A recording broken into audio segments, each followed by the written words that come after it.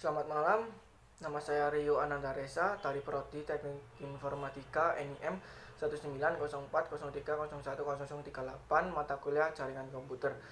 Di video ini saya akan menjelaskan sedikit tentang apa sih itu bandwidth, throughput, latency, dan packet loss. Langsung saja.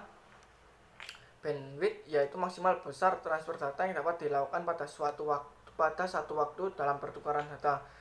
Pengertian lain dari bandwidth internet adalah jumlah konsumsi transfer data yang dihitung dalam suatu waktu bit per second. Jadi, bandwidth ini merupakan kapasitas maksimal jalur komunikasi untuk melakukan proses pengiriman dan penerimaan data dalam hitungan detik. Fungsi bandwidth, jika dibagi kembali, ada beberapa fungsi. Yang pertama yaitu fungsi media pengiriman data. Fungsi ini sebagai ukuran media atau jalur pengiriman data yang dimiliki oleh suatu komputer atau jaringan tertentu. Fungsi yang kedua yaitu membagi kecepatan transfer data. Kecepatan transfer data sehingga kecepatan yang dapat didistribusikan secara adil ke seluruh pengguna. Pembagian ini juga untuk membatasi agar pengguna tidak saling berebut. Yang ketiga, mengatur besar data yang ditransfer. Administrator jaringan terkadang melakukan pembatasan yang besar data yang dapat diakses atau diunduh dari internet. Hal ini bertujuan untuk mengurangi traffic yang tinggi dalam jangka waktu yang lama.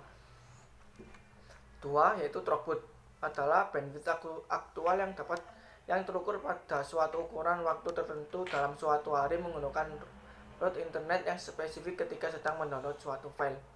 Secara umum, throughput ini juga laju produksi atau laju di mana suatu proses.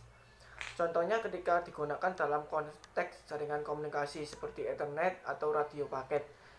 Throughput adalah tingkat pengiriman pesan yang berhasil melalui saluran komunikasi. Data milik pesan ini dapat dikirimkan melalui tautan fisik atau logis atau dapat melewati simbol jaringan tertentu. Yang ketiga, latency. Latency adalah waktu yang dibutuhkan data dari asal sampai tujuan dengan diukur dalam satuan milidetik. Istilah mudahnya adalah delay atau penundaan. Contohnya saat kita ada di Malang mengirim email dengan attachment foto kepada teman yang berdomisili di Yogyakarta. Saat email dikirim akan terjadi latensi sepersekian milidetik sebelum email diterima. Jika masih dalam hitungan sepersekian detik, ini masih wajar. Tapi jika latensi sampai hitungan detik, maka ini sudah termasuk high latency. Harus ada beberapa tindakan untuk menyelesaikan masalah high latency ini, salah satunya dengan mencari penyebabnya. Nah, saya akan menyebutkan penyebab latensi. Yang pertama adalah media transmisi, yang kedua propagasi, yang ketiga stroke delay, yang keempat gangguan frekuensi radio, yang kelima konfigurasi jaringan dan server, dan yang terakhir adalah cuaca. Packet loss. Kehilangan packet loss terjadi ketika satu atau lebih paket data yang melintasi jaringan komputer gagal mencapai tujuannya. Kehilangan paket disebabkan oleh kesalahan dalam transmisi data, biasanya melalui jaringan nirkabel atau kecepatan jaringan.